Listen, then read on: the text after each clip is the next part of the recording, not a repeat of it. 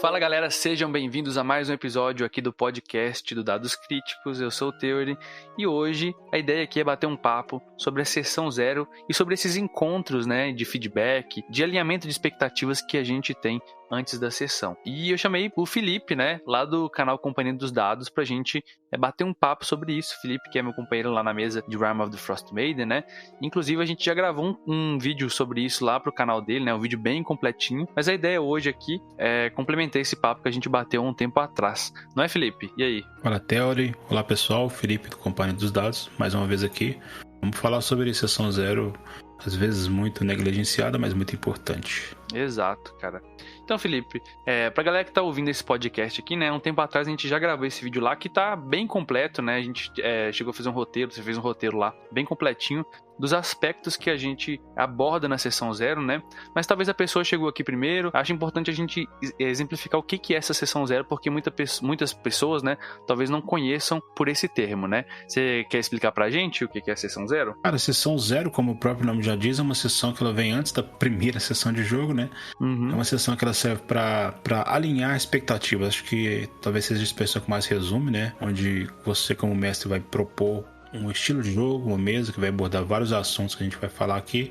E os jogadores também vão propor aquilo que eles estão dispostos a jogar, vão entender e alinhar aquilo que eles queriam jogar e ver se aquela mesa é para você mesmo, como mestre, como jogador, se aqueles são jogadores, e que vai ajudar muito a sua sessão, a sua campanha a ter uma longevidade maior. Exato, cara.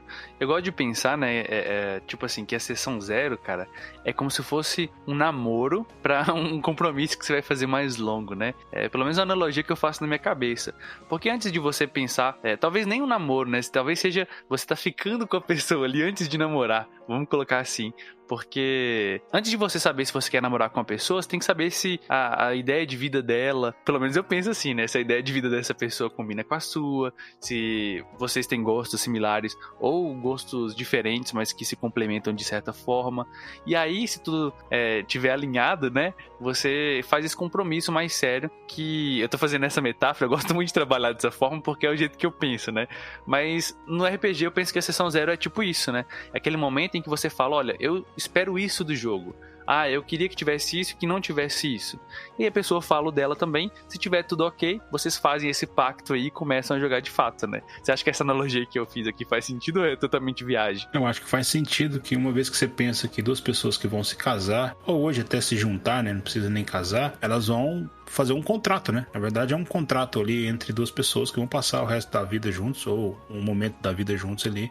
E a gente vai falar disso, mas o que você está fazendo na mesa ali é fazer um contrato, onde você, mestre, vai expor algumas coisas e os jogadores vão aceitar essas coisas ou não aceitar, os jogadores vão propor outras coisas, vai se alinhar e chegar num contrato ali, num acordo, né? Exato, cara.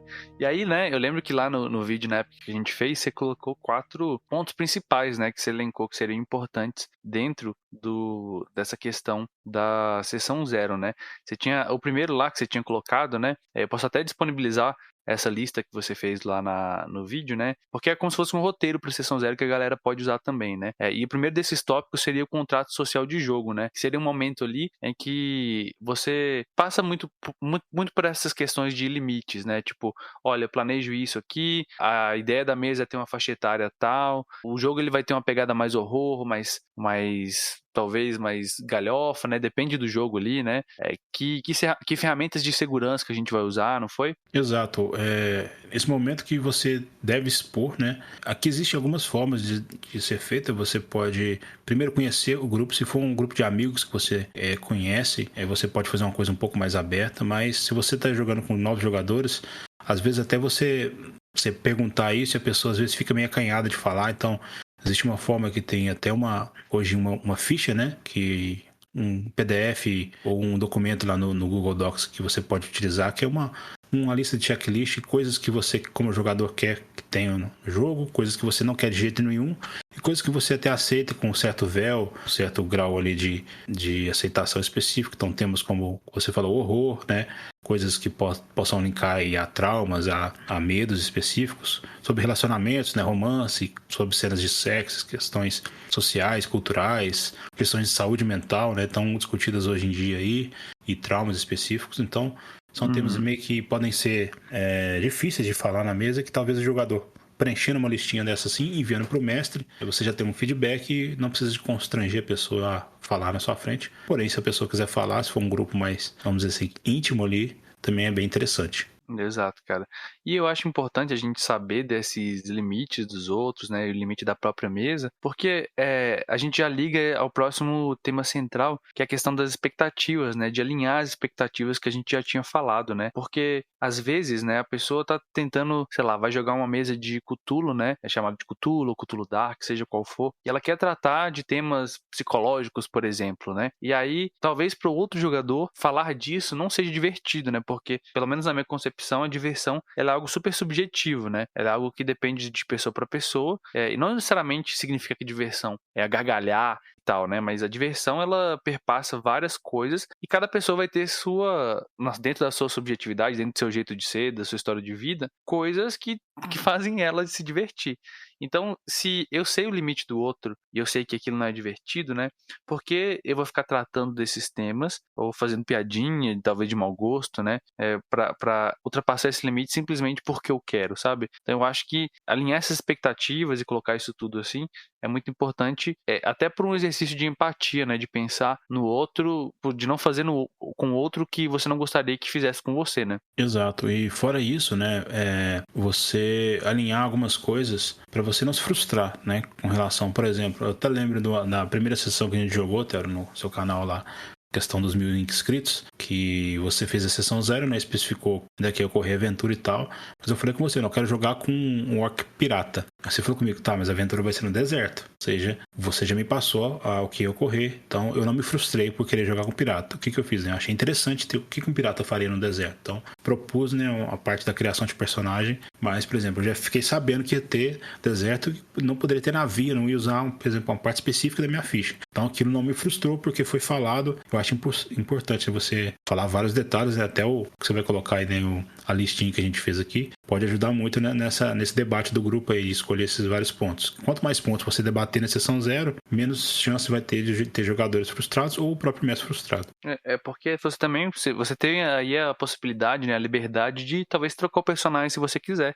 Talvez você salva aquele personagem para uma outra campanha ou algo do tipo, né? Então eu acho isso muito importante também, tanto para a questão do mestre, igual você disse, né, de não se frustrar com um grupo que tá indo para sei lá, não necessariamente o grupo ele tem que ir pro lugar que o mestre quer. Eu não acredito muito nisso. Eu acredito que o grupo e o mestre juntos, eles vão indo para um lugar que talvez ninguém pensou, né? Eu acho que o mais divertido é quando é assim, é algo orgânico ali que acontece e surge na mesa. Mas eu acho que é importante também que pelo menos o básico ali das expectativas elas sejam cumpridas, né? Não adianta nada você planejar jogar uma história mais dark e aí no meio da mesa, quando você perceber, vocês estão jogando tipo assim, quase um Looney Tunes, sabe? Um negócio bem mais brincadeira, bem mais leve e tal. Ou então o contrário, né? Você quer jogar algo mais leve para se divertir e aí só fica vindo tema pesado no RPG, que coisa que, tipo assim, você não quer ouvir mais, entendeu? Você tá jogando RPG muitas vezes para se distrair e tal.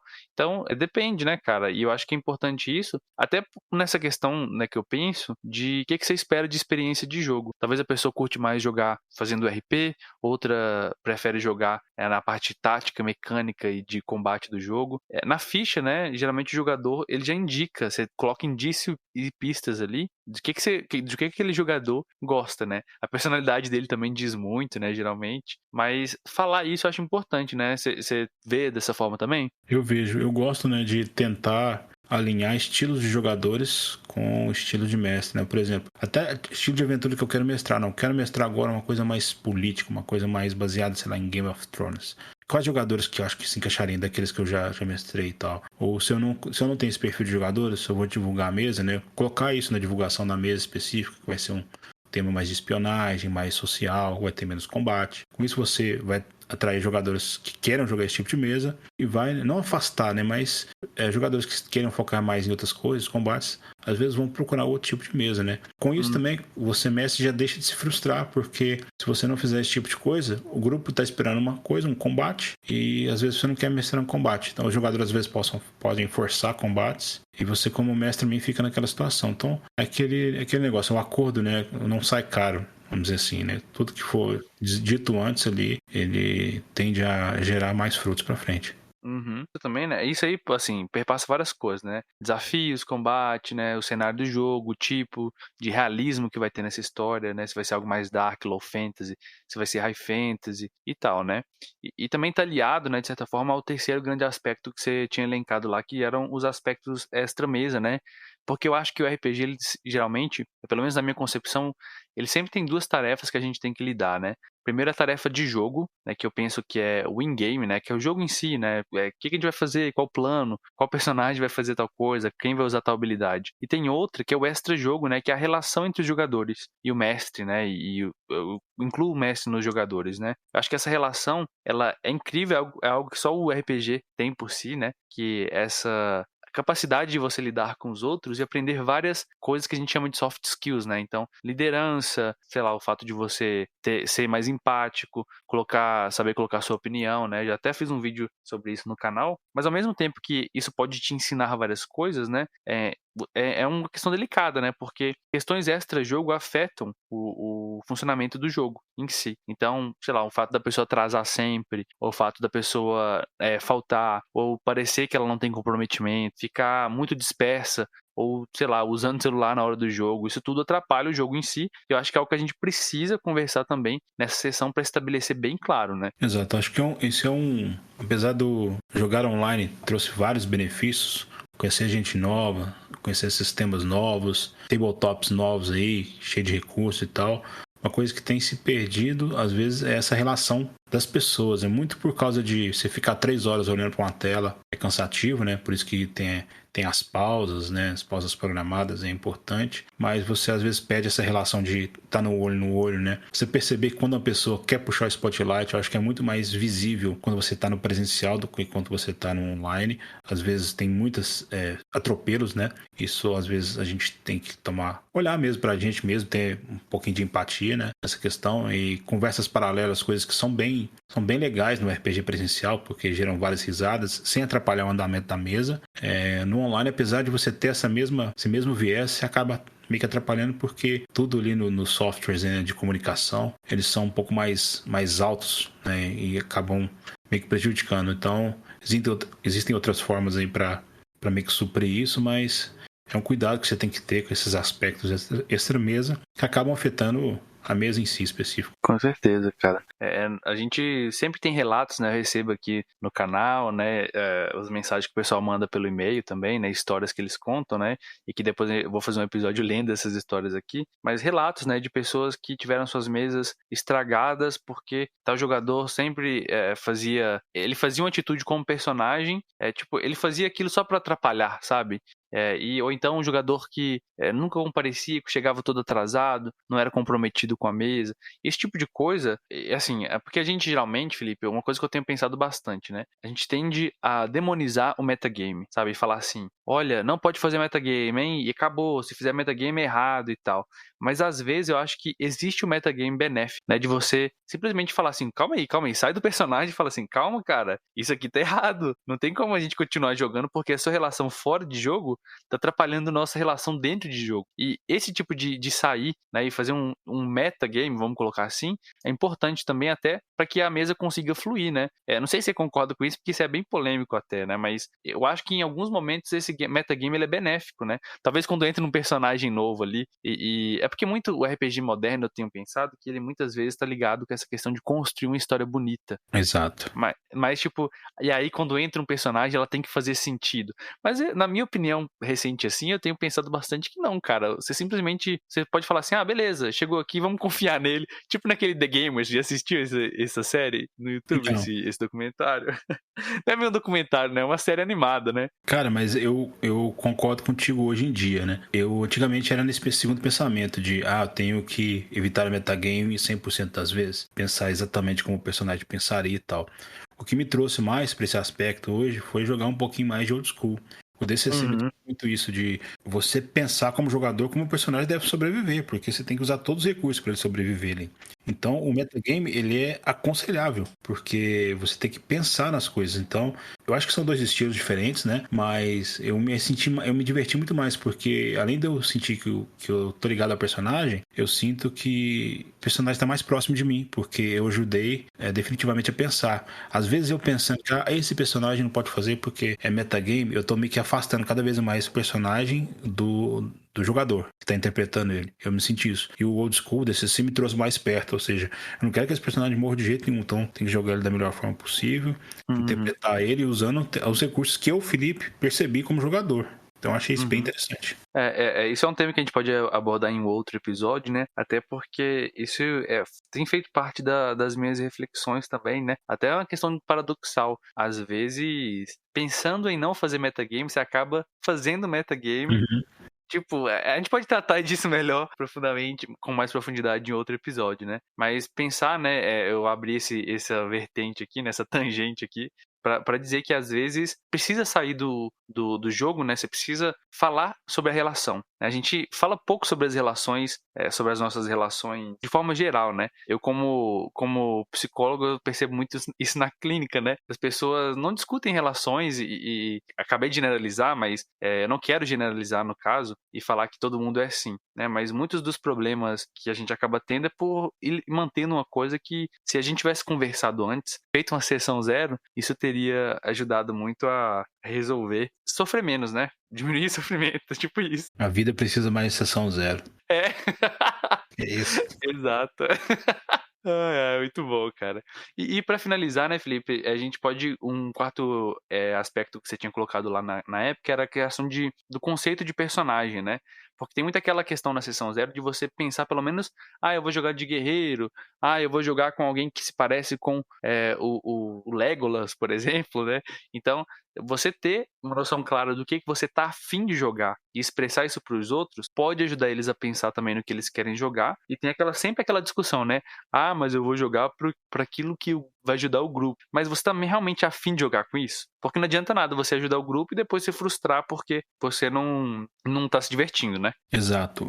Quando você cria um conceito, né, antes de qualquer coisa, você já cria uma ideia do personagem e você já começa a fazer conexões com os outros jogadores. Depois, essa escolha de classe e raça, ela meio que vem automática. E mesmo você querendo ajudar o grupo, você vai sentir muito mais vontade de jogar com aquele específico, porque você já começou a criar uma história ali, uma história em conjunto, fazer relações entre os personagens. Então, eu acho que acaba muito mais você ajudando o grupo, porque você vai, por exemplo, querer salvar ou ajudar aquele personagem que é a irmã do seu personagem, ou que é seu interesse amoroso, ou que às vezes é uma pessoa que você tem uma dívida eterna, do que você fazer simplesmente um clérigo da vida e sair distribuindo cura pro resto do level 1 até o level 20. Eu penso assim também. E talvez seu personagem pode ajudar de outras formas, né? Você pode até quebrar esse conceito desse arquétipo que a gente tem, né? Que um grupo tem que ter um clérigo, tem que ter não sei o quê. Talvez seja interessante você fazer um ladino que pense em ajudar os outros, que não seria interessante, né? Algo que a gente vê de vez em quando, mas não com tanta frequência, né? Então, é até pra questão de enriquecer o seu personagem, faça algo que você tá afim de jogar, né? Exato. Então, eu acho que assim, esse papo, né, é mais um papo complementar à conversa que a gente já teve, né, no seu vídeo lá. Eu vou deixar aqui na descrição, né, o canal do Felipe e o link para esse vídeo específico, onde a gente comentou e falou sobre a sessão zero, né, lá com um apoio visual, vocês vão ter a gente conversando lá no canal dele, batendo esse papo sobre como fazer sua sessão zero. E vale a pena complementar aqui, né, fazendo nossas viagens, dando nossas divagações aqui também, porque eu acho que esse é um assunto que muitas pessoas praticam atitudes e colocam isso no meio do seu jogo, mas não chamam de sessão zero, né? Ou então, talvez não utilizem todas as técnicas ou façam da forma que a gente falou. E talvez conversar sobre isso possa ajudar. Talvez a galera que tá começando, mesmo a galera que já joga há muito tempo, veteranos aí, que não praticam isso, né? Na minha experiência, acho que na sua também, né, Felipe? Isso diminui muito a frustração durante o jogo, né? Exato. Se você nunca fez sessão zero, pratique uma vez. Eu acho que você vai nunca mais deixar de fazer, tá? A gente vai deixar aí, né, tanto nos links do no link do vídeo também um roteirinho que a gente fez aqui, que tem várias ideias que você pode pegar, copiar, acrescentar, retirar o que você quiser, porque Sessão Zero é uma coisa muito particular, porque cada mesa, como diz um mestre que eu escutei uma vez, cada mesa é sua ilha, seu universo, né?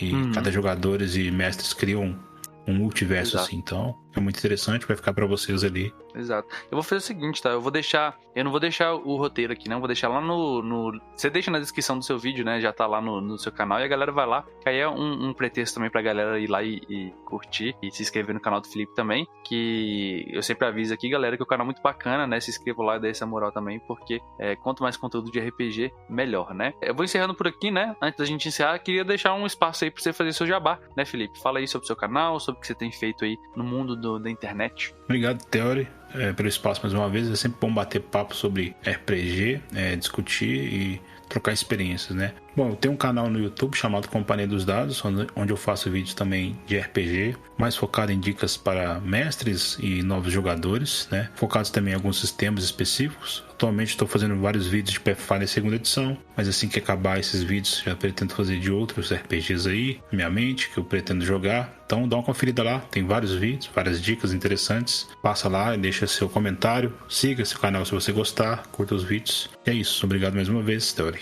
É isso aí. E também fazer o meu jabazinho, galera, que você pode apoiar o canal, né? Se inscrevendo no canal, curtindo nas redes sociais. E também você pode ser um apoiador a partir de R$2, que não é nem o preço de uma coxinha com o preço do dólar atual, né? E você consegue ter acesso a uma área restrita, uma área exclusiva lá do Discord. Eu sempre costumo postar, né? Nem que seja por pouco, os vídeos com antecedência. Eu posto conteúdo lá com antecedência pra galera, como uma forma de agradecer pelo apoio, né? Quem é sub na Twitch também recebe isso. Mas o que mais vale mesmo, galera, não é nem isso. É o apoio de vocês no sentido de acompanhar o canal e dar seu comentário, deixar o seu gostei, porque isso mostra, né, que o conteúdo tem sido relevante de alguma forma para você. E se esse conteúdo for relevante, deixa já seu like aí. E eu espero você na próxima episódio aqui do podcast, né? Então até mais. Falou, valeu, Felipe. Falou, Theory.